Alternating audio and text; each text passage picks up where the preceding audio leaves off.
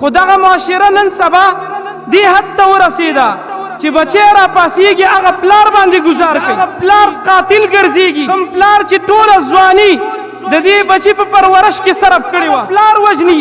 کوم پلار چې د خپل د ګل په شانتې ښایسته ځواني د دې بچي د روزۍ ګټلو دپاره په مزدورۍ کې صرف کړې وه. تا د یو بل حق نه ادا کوو، په دې حقوقو کې کمی کوو، حق تلفي کوو، نو معاشره بګاړ طرف ته روانېږي، معاشره خرابېږي، دا فساد طرف ته روانېږي، فساد نه ډکېږي. نن چې زمونږ په معاشره کې تاسو ګورئ معاشره د فساد نه ډکه، د خرابتیا نه ډکه.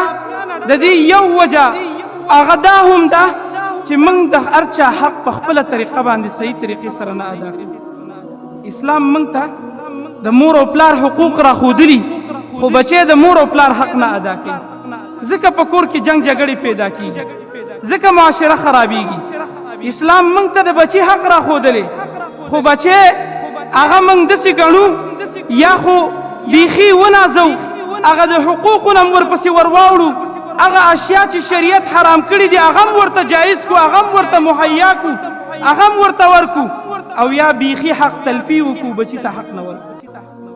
هر کله چې دا حقوق ضایع شي بیا په معاشره کې داسې فساد رامخې ته شي. تاسو ټول د سوشل میډیا په توسط سره به خبر یې. د نن نه یو څو ورځې مخکې د دیر په خاوره باندې یو نوجوان ماشوم راولګېده، خپل پلار او مور یې په ډزو ویشته، پلار خو په هغه ساعت باندې وفات شو. خو دغه معاشره نن سبا دې حد ته ورسېده چې بچی را پاسېږي هغه پلار باندې ګزار کوي، هغه پلار وژني، د هغه پلار قاتل ګرځېږي. کوم پلار چې ټوله ځواني د دې بچي په پرورش کې صرف کړې وه هغه پلار وژني. کوم پلار چې د خپل د ګل په شانتې ښایسته ځواني د دې بچي د روزۍ ګټلو دپاره په مزدورۍ کې صرف کړې وه.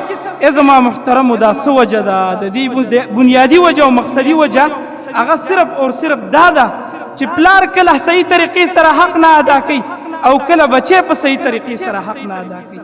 ځکه زمونږ او ستاسو په دې معاشره کې دا واقعات راځي.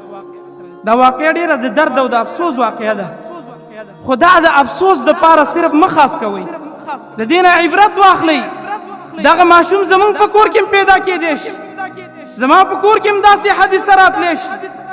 د دې عواقب ولټوئ، دا د څه د وجې نه راپېښه شوې ده. ای زما محترمو په دې کې صحیح حقوق نه دي ادا شوي. ټیک ده دا ماشوم به پوره په دې کې ذمهواري، خو د مور او پلار قصور هم په دې کې شامل دی، ځکه مور او پلار حق په صحیح طریقې سره نه دی ادا کړی. موږ او تاسو ته دا مسله ډېره وړه ښکاري چې د بچي حق نه ادا کوو. دا بچی بیا دې ته مجبورېږي چې په تا باندې ډز کوي، تمانچې ته مجبورېږي. ای پلاره تا ته وایم په کلاو غوږونې واوره، د بچي حق په صحیح طریقې سره ادا کا. د بچي څه حق دی د دې نه ځان خبر کا.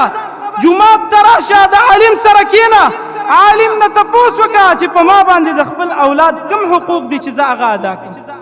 که د دې حقوقو نه غافله وي، که نن د دیر په خاوره باندې داسې کیسه شوې ده سبا ستا په کور کې هم کیدی شي.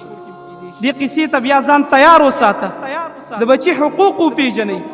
د بچي ډېر حقونه علماو ذکر کړي دي، قرآن او سنت کې موږ او تاسو ته الله او د هغه رسول ذکر کړي دي.